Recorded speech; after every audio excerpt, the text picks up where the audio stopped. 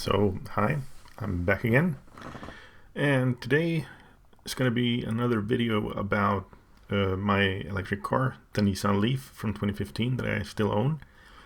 And today we're going to talk about battery degradation, because my battery has now started to degrade. Well, I mean, electric car batteries will degrade, all the time, but more or less, depending on some different factors. And just to start it off, I mean, the thing is that the Nissan Leaf, or all Nissan electric cars available today, they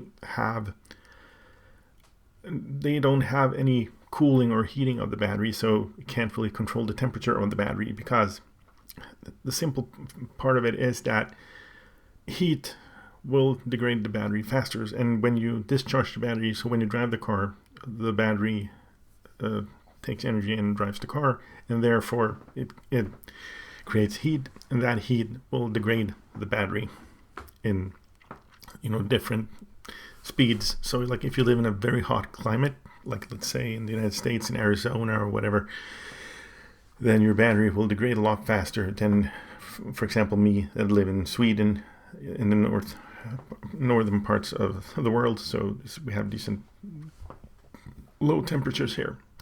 And you can see that also because in the beginning, the Nissan Leafs that was sold in the United States, in these warmer states, they degraded really fast. I mean, they lost 20, 30, 40% of their capacity, like in a matter of years.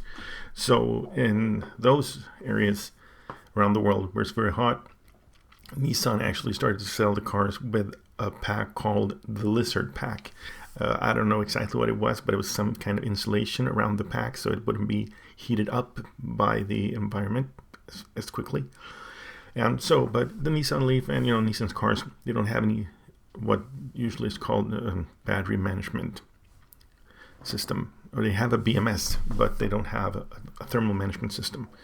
And most new cars today have that, so they can, most of them can cool the battery pack, and some can also do both, heat them up and cool them down. But the important part here is that when the battery heats up, like when you quick charge or when you discharge the battery a lot, or when it's very hot outside, then the battery needs to be cooled down and kept at a decent temperature. And well, anyways, the Nissan Leaf, the 24-hour kilowatt-hour version that I have, has available energy in the pack is around 2021.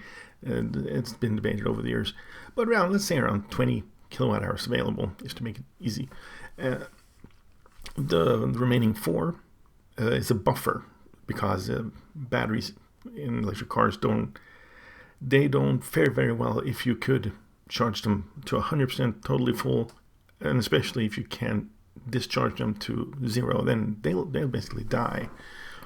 And so you have a buffer of 4 kilowatt hours that is not usable, so the battery will never be totally depleted. So when the car tells you battery's low, and then eventually the car will stop, you still have about 4 kilowatt hours available energy in the pack that is not accessible by me, the user. So that's that. And well, I'm going to start off here by showing you a picture of the dashboard of the car as of when it occurred, or when it occurred, I don't know, because the day before I took this picture, it hasn't degraded so I could see it. Because if you see on the right side there, you have the amount of kilometers the car estimates you can drive, the gasometer, or GOM. And to the right of those blue and white pillars that basically, they go down, when you drive the car. To the right of them, there used to be 12 bars, 2 red and then 8 white. And as you can see, there should be one more white bar on the top there, and that is no longer there. And this is the way that the Nissan Leaf shows battery degradation. So that you, as a user, mainly probably if someone buys the car or you're trading it into a dealer, they can easily spot if the car has significant battery degradation. And these pillars here, they're not a fixed value. Don't quote me on this, but the first pin that's gone now, if I'm not totally mistaken, that actually equates to, I don't know, 15-16% or whatever, and then the other bars are less, so they'll go away faster. Not that they're going to just go away tomorrow, but yeah. And as you can see on the odometer there, the car has been driven 116,125 kilometers. And well, so now we know that. And how do I know, how can I find out exactly this number, how much it is? I mean, the degradation, because this just shows, approximate. Okay, so I lost 1 bar out of 12. Then we come to the next picture here, which is a picture of a program called Leaf Spy. It is basically for Nissan's electric cars. It works on the ENV200 too. So, but you plug in use OBD2 dongle over Bluetooth, and you connect to that and use this program called Leaf Spy that we see here. And here we can see some stats. Well, the graphs, the blue and red ones, this is basically every cell that are available in the car and how their voltages are. And just one thing is that you don't really want a huge dip on one of these, like that is almost down to nothing, because then you have a damaged cell.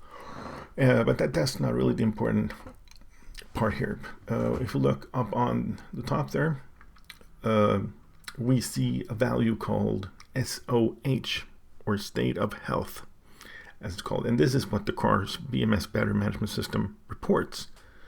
And it reports that available energy in the car is 82.6%. And as I understand it, the first bar that you lose of that, the degradation bars that I showed you, will happen after 85%, after state of health shows 85% for a significant time. How long that is, no one really knows. I've never heard an exact number, never know from Nissan or anything.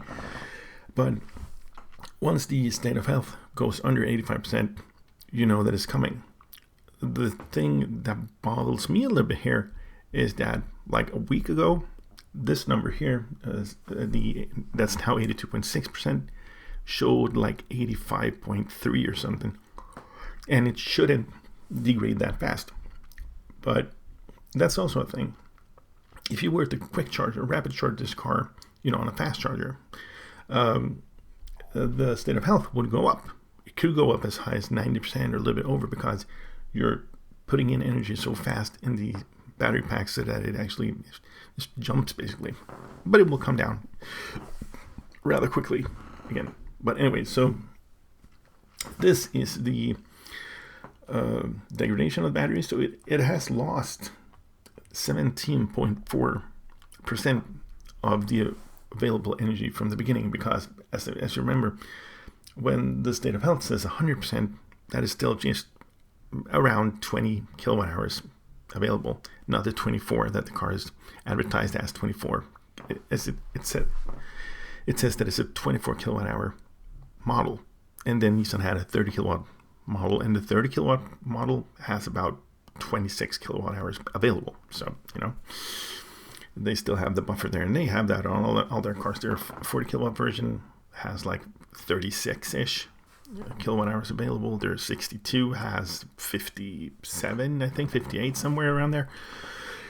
So they're just telling you how big the pack is in total. Then some manufacturers will tell you the available energy, like Hyundai will tell you on the Ioniq. It says the first generation was a Hyundai Ioniq 28 kilowatt hour version, and then there's a 38 kilowatt hour version now, and that is actually what is available for you as a user to use. So yeah, and I think that the best practice would be for the manufacturer or the car, brands to just tell you how much is available, because the other numbers aren't relevant. I mean, how does it matter? How is it important for me to know that I have 4 kilowatt hours in a buffer or a safe? I mean, what does that matter to me? okay, if I could go into a menu and say, tell the car, okay, now I want to use one of these or two of these, maybe three, because I want my degradation back. Sure, then it would make sense to tell me that I have more in the pack than I actually can use. But otherwise, as it stands, it's just pointless. So anyway, so that is the degradation as of now is 17.4%, and that tells me that I have lost 3.48 kilowatt hours of available capacity from when the car was new. And when we bought the car, it was about 10 months old.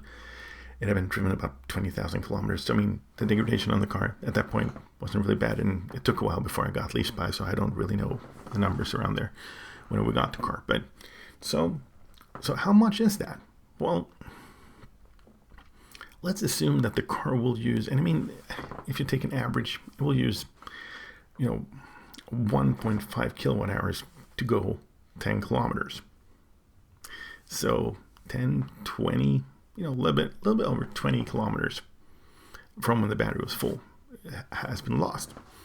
And on a car with a bigger battery, like a Tesla Model S or, any newer car with a decently big pack that can go like 300, 400 kilometers, a loss of 20-ish kilometers of range isn't really anything. It doesn't really matter if your car goes, 450 or 430 kilometers. It's just, doesn't really matter. And so if this car could do 140 or Nissan Leaf, if it could do, Nissan says 200 kilometers, and that's just a bogus number. But let's say, real world, the car would do 140 kilometers when new. Reasonable if you're not driving too fast, but 140. Okay. So today the car will do about 120, maybe 115 then, I guess, from full to empty. And there's also a valid point there, because you don't fill the battery up to 100% and then drive it down zero, because if you drive it down zero, then you'll get stranded. So you never drive the car zero. Maybe you drive it down to, on a longer trip, 15, 10, 8%. You don't want to go lower than that because it's scary. So, and you don't charge it to 100% either. The thing is that when the battery degrades this much, when you fast charge the car on a longer trip, you'll sustain faster load, charging speeds higher up in the percentage than you did when it was new, because there's less available. So we just push on. And so the only downside with a degradation of like a little bit over 20 kilometers of range is that, obviously if you're going on a longer trip and there's a gap that is too wide between chargers, then you're not going to be able to make that today with this car. But there's one thing you could do there, and that is just, lower your speed. So if you're driving 90 kilometers an hour and, okay, I have degradation and this means that I can't really go that far, slow it down to 70 kilometers an hour. And you're most likely going to be able to do that, longer leap between chargers that you could do, but let's say at 90 kilometers an hour, like 5 years ago, because you got to remember this car is, it's 5 years old and it has done 116,000 kilometers. That's a decent amount of miles traveled in this car. So, and battery degradation is a reality. On some cars it's lower. If you look at a lot of Teslas from, when they started in 2013, 2014, they today still don't have a degradation in the pack that exceeds 5%, because they have a thermal management system that can cool the battery, it can heat up the battery, depending on what it needs to do. And that just goes to show that if you have that kind of system in a car, the degradation is a lot lower. And 5% in a Tesla, that has 75, 80 kilowatt hours available. A 10% loss there, or a 5% even, the mileage you lose there, you don't really notice it.